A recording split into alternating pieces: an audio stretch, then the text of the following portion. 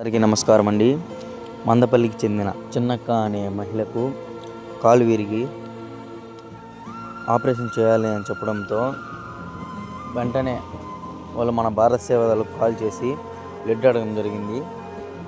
ఎస్జిఎన్ హాస్పిటల్లో మనం వెంటనే మన వంశీకి కాల్ చేసి తమ్ముడు బ్లడ్ కావాలి అని చెప్పంగానే తన పనులన్నీ మానుకొని వచ్చి మరి మనకు బ్లడ్ ఇవ్వడం జరిగింది.